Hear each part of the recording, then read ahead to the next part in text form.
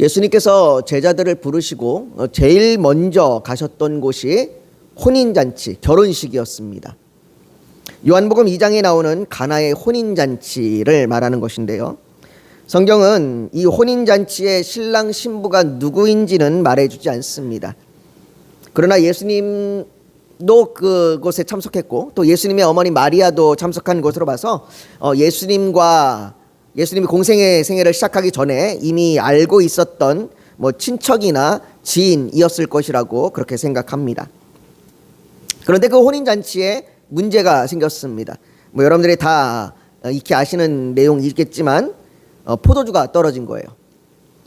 유대인의 혼인잔치에, 유대인의 결혼식에서 이 포도주는요 매우 중요합니다. 이 포도주는 신랑과 신부가 서약할 때 사용되기도 하고요.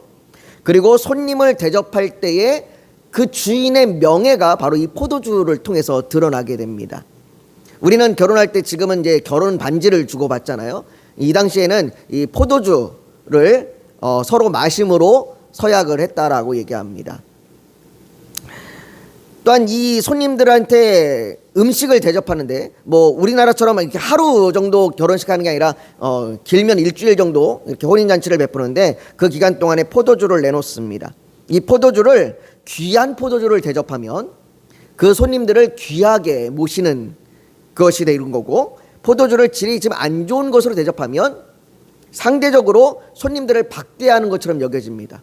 그래서 이 포도주가 바로 이 주인이 손님들을 어떻게 대하는지 또 주인의 명예가 어떻게 드러나는지를 보여주는 아주 중요한 매개체가 되는 거죠. 우리나라에도 이런 경우가 있습니다. 전라도 지역에 가면 잔치가 벌어지거나 장례식이 벌어지면 빠지지 않는 음식이 있습니다. 홍어입니다. 홍어가 빠지지 않고 음식으로 꼭 나오는데, 홍어가 나오지 않으면 서운함을 느끼거나 심지어는 먹을 것이 없네 라고 말할 정도로 홍어는 필수적인 음식입니다. 또 어느 지역에 가면, 제가 지명을 기억은 못하는데 어느 지역에 가면 문어가 그렇답니다. 그래서 문어를 대접하지 않으면 대접하지 않은 거, 손님을 맞이하지 않은 것처럼 여겨지는 그런 지역도 있다고 얘기를 합니다. 이처럼 유대인들에게는 이 포도주가 혼인잔치에 그랬습니다. 이 혼인잔치에 포도주가 중요한데 이 포도주가 떨어진 겁니다. 그래서 예수님께서 물로 포도주를 만드셨고 그 물로 포도주를 만드신 것을 연회장에게 갖다 주게 하셨습니다. 우리가 주목해야 될 것은 그 포도주를 마신 연회장이 신랑에게 한 말, 그 말을 우리는 좀 주목해서 보려고 합니다. 요한복음 2장 10절에 기록된 말씀인데요, 그 연회장이 이렇게 얘기합니다. 말하되 사람마다 먼저 좋은 포도주를 내고 취한 후에 낮은 것을 내거늘 그대는 지금까지 좋은 포도주를 두었도다 하니라 라고 말합니다. 무슨 말입니까? 먼저 사람들이 마셨던 포도주보다 예수님께서 주신 포도주가 더 좋았다는 겁니다. 아마 그 먼저 마셨던 포도주도 귀한 포도주일 겁니다. 손님들을 귀하게 대접하기 위하여 어렵게 구한 귀한 포도주일 텐데 그것보다 예수님이 주신 나중의 포도주가 더 좋았다는 겁니다. 전에 마신 포도주도 기쁨과 즐거움을 주었지만 예수님께서 주신 포도주는 그것과는 비교할 수 없을 정도로 너무나 좋은, 그래서 정말 놀라울 만한 기쁨과 즐거움을 주는 그런 포도주였다는 것이죠. 여러분, 요한복음의 이 저자가 이 가나 혼인잔치의 사건을 단순히 기적의 이야기로 기록하고 있는 것은 아닙니다. 요한복음 2장 11절에 보면 이 가나의 혼인잔치를 기록하신 이유를 거기에 기록하는데 이렇게 얘기합니다. 예수께서 이 첫 표적을 갈릴리 가나에서 행하여 그의 영광을 나타내심에 제자들이 그를 믿느니라 라고 말합니다. 예수님께서 그의 영광을 나타내셨고 그로 말미암아 제자들이 믿기 시작했습니다. 다시 말해 더 좋은 포도주 사건은 예수님이 누구신지를 드러내는 표적이었고, 바로 오늘 우리가 읽은 요한복음 1장 14절과 16절이 말하고 있는 은혜와 진리가 충만한 독생자의 영광, 그리고 은혜 위에 은혜를 미리 보여주는 사건입니다. 그렇다면 우리가 그 은혜 위에 은혜, 이전과는 비교할 수 없는 그 기쁨이 어떻게 그 은혜가 우리 가운데 충만하게 임하게 되는지를 오늘 우리가 말씀을 통해서 좀 살펴보길 원합니다. 먼저 오늘 본문 16절을 한번 볼까요? 16절을 우리 한번 같이 한번 읽어보겠습니다. 같이 읽습니다. 시작. 우리가 다 그의 충만한 데서 받으니 은혜 위에 은혜로라. 오늘 우리가 받는 은혜가 어디서부터 오는지에 대하여 말해줍니다. 그 은혜가 그의 충만함에서 옵니다. 그리고 이 충만함에 대하여 구체적으로 말씀하고 있는 것이 14절 말씀인데요. 말씀이 육신이 되어 우리 가운데 거하심에 우리가 그의 영광을 보니 아버지의 독생자의 영광이요 은혜와 진리가 충만하더라 라고 얘기합니다. 다시 말해 우리가 은혜를 받는데 그 은혜는 말씀이 육신이 되어 우리 가운데 거하시는 예수 그리스도로 말미암는 것입니다. 뭐 이건 다 아시는 얘기겠죠. 근데 그 예수 그리스도는 말씀이십니다. 그 말씀은 태초부터 계셨고 그 말씀은 모든 만물을 창조하신 분입니다. 말씀이 모든 만물을 창조하셨다는 것은 그 말씀에 권위가 있는 겁니다. 그 말씀으로 말할 때에 그 말이 이루어질 정도로 그 말이 행해질 정도로 그 말씀에 권위가 있는 겁니다. 모든 만물은 그 말씀에 순종하여 지음을 받은 겁니다. 하나님께서 해가 있으라라고 말씀하실 때에 해가 순종하여 만들어진 것이고 빛이 있으라 말씀하실 때 빛이 순종하여 만들어진 겁니다.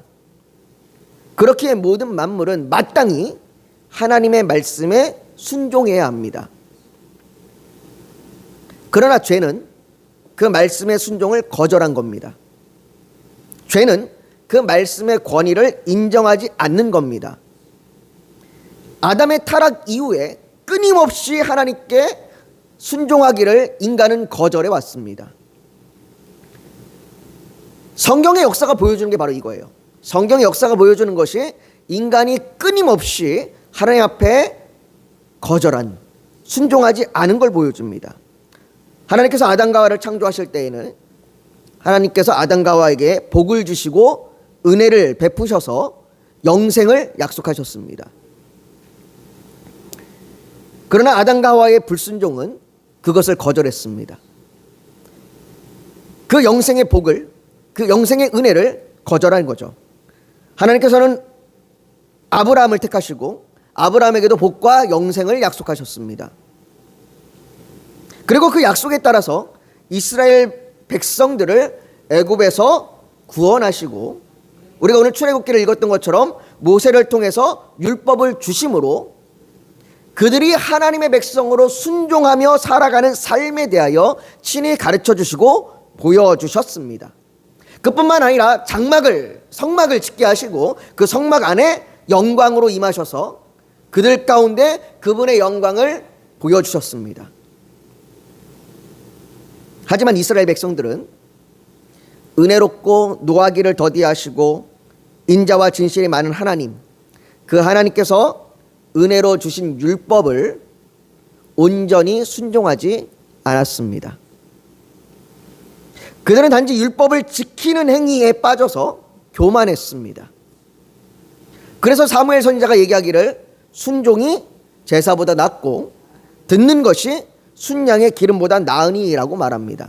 그들이 제사를 지내지 않은 것이 아닙니다. 그들이 의식을 지내지 않은 것이 아닙니다. 그들이 율법을 거절한 것이 아닙니다. 율법에 있는 내용을 지키려고 했습니다. 그러나 그들이 지키려고 했던 것은 그들의 의와 그들의 교만이고 그들은 순종하지 않았습니다.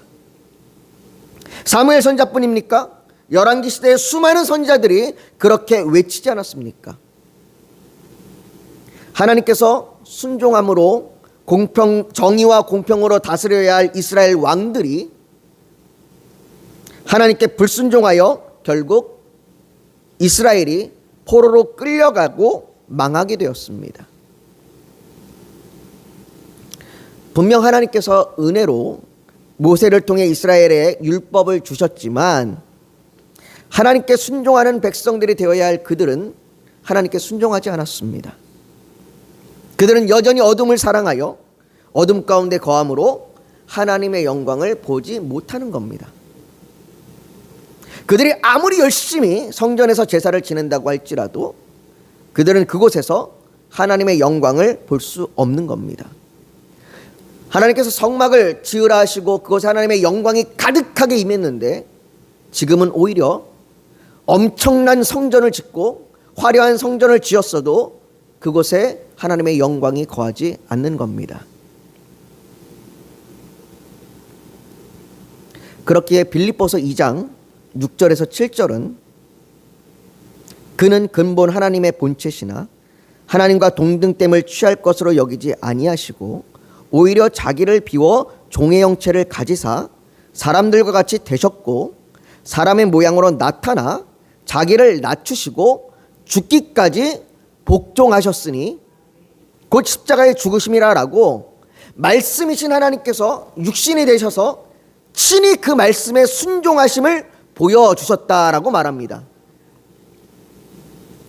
여러분, 우리가 예수 그리스도를 통하여 하나님의 영광을 본다라고 얘기하는데 우리가 예수 그리스도를 통하여 보게 되는 하나님의 영광, 도대체 그게 뭡니까? 우리가 예수 그리스도를 통하여 어떻게 하나님의 영광을 봅니까? 예수님을 딱 보면 뭐 어떤 신비적인 광채가 막 빛이 나는 겁니까? 예수님을 통하여 어떤 그 찬란한 빛이 막 뭐 옛날 그 그림에 있는 것처럼 막 뒤에 막 이렇게 뭐 이렇게 광채가 빛나는 것을 보게 되는 겁니까? 여러분은 무엇을 통해서 예수님을 통하여 아름다움을 보는 겁니까? 우리가 교회 생활을 오래 하다 보면 교회 생활 가운데서 하나님의 영광, 하나님의 아름다움, 예수 그리스도의 아름다움이라는 단어를 쓰게 되고 그 단어에 익숙해졌는데, 그러나 그 익숙한 단어에 우리가 답할 수가 없는 경우가 너무나 많습니다. 그냥 예수님의 영광이고 아름다움이라는 표현을 쓰지만 정확하게 그것이 무엇인지 모르는 경우가 더 많습니다. 분명 예수님은 자신을 통하여 하나님의 영광을 본다고 말씀하셨고 자신을 통하여 그 아름다움을 나타내신다고 말씀하셨는데 도대체 예수님의 아름다움이라는 게 도대체 뭡니까? 이사야 선지자는 예수님의 모양이 전혀 아름답지 않다고 했습니다. 예수님의 모양은, 예수님의 그 모습은 사람들이 전혀 호감을 갈 수만한 그런 모습이 아니라고 말씀하셨습니다. 사람들이 따를 만한 게 예수에게는 전혀 없다라고 얘기했습니다. 그럼에도 불구하고 예수 그리스도가 아름답다라고 얘기할 때 그 아름다움은 도대체 뭡니까? 여러분, 우리가 예수 그리스도의 영광과 아름다움을 보게 되는 것은 그분의 온전한 순종을 통해서 보게 되는 겁니다. 예수님께서는 요한복음 6장 38절에 말씀하시기를 내가 하늘에서 내려온 것은 내 뜻을 행하려 함이 아니요 나를 보내신 이의 뜻을 행하려 함이니라 라고 말씀하시듯이 이 땅에 육신이 되어 우리 가운데 거하실 때 그분은 하나님께 온전히 순종하셨습니다. 그리고 그 온전한 순종의 정점에 십자가가 있는 겁니다. 여러분, 십자가는 끔찍한 저주요, 끔찍한 처형입니다. 거기는 사망이요, 죽음이 있는 곳입니다. 그런데 그 십자가가 아름다움으로 우리에게 보여지는 이유는 그 십자가에서 예수님께서 온전히 순종하셨기 때문이에요. 우리의 죄를 대신하여 저주와 사망을 지신 그 십자가에서 이루어진 예수 그리스도의 온전한 순종에서 우리는 예수 그리스도의 영광과 아름다움을 보게 되는 겁니다. 그래서 예수님께서 기도하실 때 요한복음에 보면 이렇게 기도하십니다. 예수께서 이 말씀을 하시고 눈을 들어 하늘을 우러러 이르시되 아버지여 때가 이르렀사오니 아들을 영화롭게 하사 아들로 아버지를 영화롭게 하옵소서. 아들을 영화롭게 하사, 아들을 영광스럽게 하사라고 하는 이 표현의 이 기도를 예수님께서 십자가에 달리시기 직전 얼마 전에 하신 그런 기도이십니다.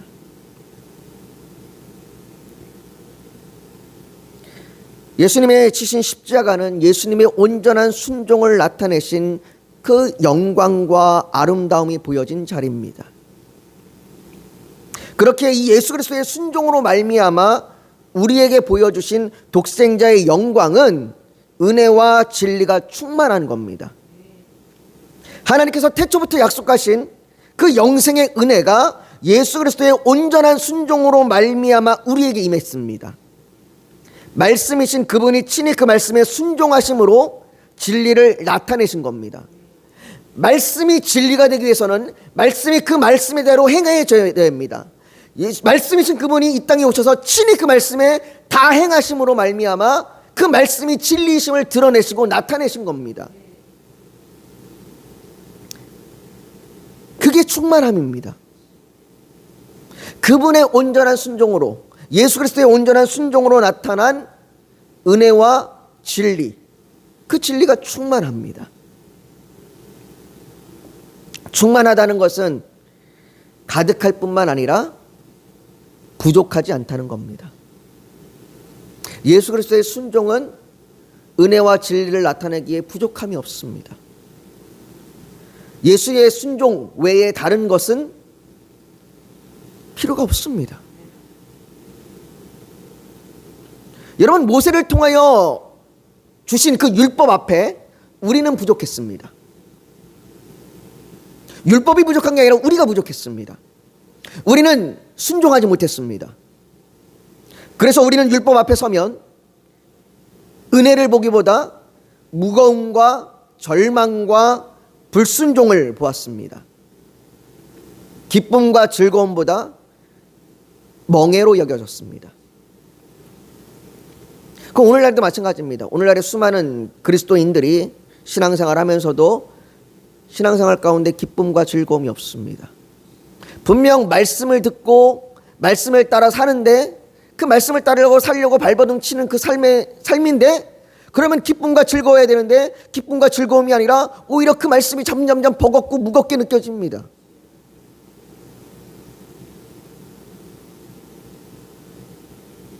그건 뭔가 잘못된 겁니다.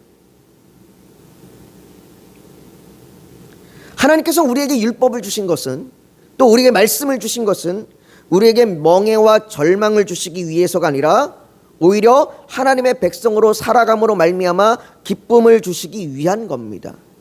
우리가 하나님께 적극적으로 순종하기로 결정하고 그 순종하는 길을 따라가면 오히려 그것은 무거움이 아니라 기쁨입니다. 그렇기 때문에 율법은 하나님의 은혜입니다.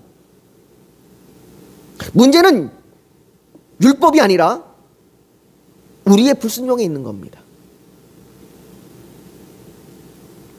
분명하게 우리에게 은혜로 사는 길을 알려주셨는데 은혜로 살지 못하는 우리의 불순종 때문에 율법이 무겁고 율법 앞에 우리의 부족함이 드러나고 점점점 율법 앞에 우리는 좌절하고 절망하게 되는 겁니다. 그런데 그 모세를 통해 주신 율법의 은혜보다 더 큰 은혜, 충만한 은혜가 말씀이신 하나님이 육신이 되어 우리 가운데 계신 그리스도의 온전한 순종으로 우리에게 임했습니다. 우리의 부족함이 드러났던 율법 앞에 이제는 우리의 부족함 대신 예수 그리스도의 완전함으로 우리의 부족함을 채우시는 은혜가 임한 겁니다. 요한이 말하는 은혜 위에 은혜라는 말은 은혜가 없던 자리에 은혜가 처음 주어졌다는 의미가 아니라 이미 율법이라는 은혜가 있었지만 그 은혜 위에 완성된 은혜, 순종으로 이루어진 은혜, 십자가로 확증된 은혜가 더해졌다는 뜻입니다. 율법이 하나님의 뜻을 보여주었다면 예수 그리스도는 그 뜻을 몸으로 살아내셨습니다. 이것이 은혜 위에 더한 은혜입니다. 우리에게 그 은혜가 임했다는 겁니다. 우리가 그저 말씀으로만, 그냥 말씀만 붙들고 이렇게 살아가는, 그냥 말씀의 이 한 글자 한 글자에 그냥 형식적으로 살아가는 그게 아니라 정말로 예수 그리스도가 이루어지신 그 온전한 순종으로 인하여 내가 말씀이 내 안에서 이루어지게 되는 그 기쁨, 그 은혜가 더해진다는 겁니다.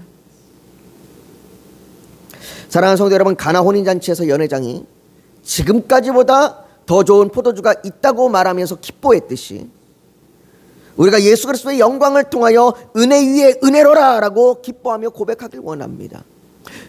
이것이 요한이 의도한 겁니다. 요한이 이 요한복음을 읽으면서 너희가 율법으로 인한 그 은혜보다 더 큰 은혜가 있음을, 그것이 예수 그리스도가 어떻게 순종했음을 너희가 발견하길 원한다. 그로 말미암아 하나님의 영광을 보길 원한다라고 얘기하는 겁니다.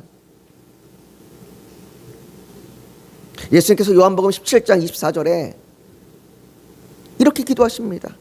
아버지여, 내게 주신 자도 나 있는 곳에 나와 함께 있어 아버지께서 창세전부터 나를 사랑하심으로 내게 주신 나의 영광을 그들로 보게 하기를 원하옵나이다.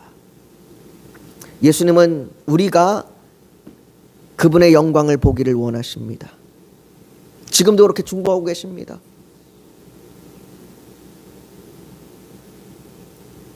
예수 그리스도의 온전한 순종으로 율법을 완성하실 뿐만 아니라 우리의 모든 죄와 저주를 끊으신 그 은혜와 진리가 충만한 영광을 보기를 원합니다. 사랑하는 성도 여러분, 은혜 위에 은혜를 받은 우리는 더 이상 율법 앞에서 좌절하는 사람들이 아닙니다. 내가 뭔가를 이루지 못하여, 내가 뭔가를 행하지 못하여, 내가 뭔가를 더 열심히 하지 못하여 좌절하는 사람들이 아닙니다. 오히려 예수 그리스도께서 온전한 순종으로 이루신 그분의 아름다움 앞에 순종으로 응답하는 사람들입니다. 어둠 가운데 있는 우리에게 빛으로 임하셔서 그 영광을 보여주신 그 놀라운 하나님의 은혜에 믿음으로 믿음으로 확답하는 자들입니다. 믿음으로 화답하여 순종하는 그런 자들이 바로 은혜 위에 은혜를 아는 자들이고, 그 은혜 위에 은혜의 충만함 가운데 그리스도의 영광을 바라보며 살아가는 자들입니다. 오늘 저와 여러분들이 그 은혜 안에 있기를 소망합니다. 우리의 신앙생활이 기쁨이, 즐거움이 가득하길 원합니다. 예수 그리스도의 그 놀라우신 순종을 바라보며 우리 안에 그분의 그 아름다움으로 나타난 그 은혜와 진리가 충만하기를 원합니다. 그래서 오늘 저녁에 우리가 주님 앞에 좀 간절히 기도할 때에 주님, 그 주님이 보여주신 그 놀라운 은혜, 그 아름다움, 그 예수 그리스도의 아름다움이 오늘 우리 시간에 우리에게 보여지고, 그 아름다움 앞에 우리가 믿음으로 화답하며 순종하며 나아가기를 결단합니다. 우리가 오늘 이 저녁에 그렇게 주님 앞에 간절히 좀 기도하며 나아가기를 원합니다. 우리 시간에 우리 주님 앞에 우리 주여 한번 부르짖고 간절히 기도하며 나아가기를 같이 기도합니다. 같이 기도하겠습니다. 거룩하신 아버지 하나님, 은혜와 진리가 충만한 예수 그리스도의 그 영광, 예수 그리스도의 그 아름다움, 우리가 그 영광과 아름다움을 보기를 원합니다. 주께서 온전히 순종하신 그 순종을 통하여 우리에게 나타내 주시는 그 영광과 은혜를 보기를 원합니다. 아버지 하나님, 어둠 속에 머물러 죄악 가운데 율법의 무거운 멍에 가운데 있는 자들이 아니라 주께서 우리에게 보여주시는 그 영광의 은혜 앞에 우리가 압도되어 주께 아버지 하나님 기쁨과 즐거움으로 주를 따르며 나아가는 우리가 되길 원하오니 주여 아버지, 우리를 도와주시옵소서. 아버지 하나님, 우리의 믿음조차도 우리의 열심이 되지 않게 하여 주시옵소서. 우리의 아버지 노력이 되지 않게 하여 주시옵소서. 우리의 믿음조차도 주가 주신 은혜의 힘을 믿고 아버지 우리에게 믿음을 주사 우리에게 순종케 하사 주를 따라가게 해달라고 우리가 구하며 나아가는 자들 되게 하여 주시옵소서. 아버지 하나님, 우리가 예수 그리스도를 보길 원합니다. 예수 그리스도의 놀라운 영광을 더욱 보길 원하오니 우리에게 그 영광을 아버지 하나님 충만하게 나타내 주시옵소서. 아버지 하나님, 또한 우리 성도들을 붙들어 주시옵시고 우리 교회를 붙들어 주시길 원합니다. 아버지 하나님, 우리 교회가 끝까지 주 앞에 아버지 하나님 충성되이 서서 잘했다 칭찬받는 교회가 되길 원합니다. 내놓을 것 하나 없고 자랑할 것 하나 없을지라도 우리가 주께서 계신 그곳에, 주의 마음이 있는 그곳에, 주의 아버지 하나님 손길이 있는 그곳에 우리가 함께 있는 교회가 되게 하여 주시옵시고, 아버지 하나님, 우리 성도를 붙들어 주셔서 믿음으로 한 걸음 한 걸음 나아갈 수 있도록 붙들어 주시옵시고, 모든 환경 가운데 하나님을 찾으며 부르짖으며 기도하게 하여 주시옵시고, 특별히 정말로 고통 중에 울부짖는 아버지 하나님, 우리 권사님을 붙들어 주셔서 속히 회복될 수 있도록 주께서 치료하여 주시고 회복시켜 주시옵소서. 아버지 하나님, 각자의 기도 제목 가운데 하나님 그 기도를 들어주시옵시고, 아버지 하나님, 주께서 우리를 도와주셔서 하나님의 뜻이 속히 이루어져서 우리가 우리의 처한 환경 가운데 하나님의 은혜를 더욱더 알게 하여 주시옵소서. 모든 것 주 앞에 올려드립니다. 주님이 함께하여 주시고, 주님이 동행하여 주시고, 주님이 우리 가운데 역사하여 주시옵소서. 모든 것 주 앞에 올려드리며 예수님의 이름으로 기도하옵나이다. 아멘.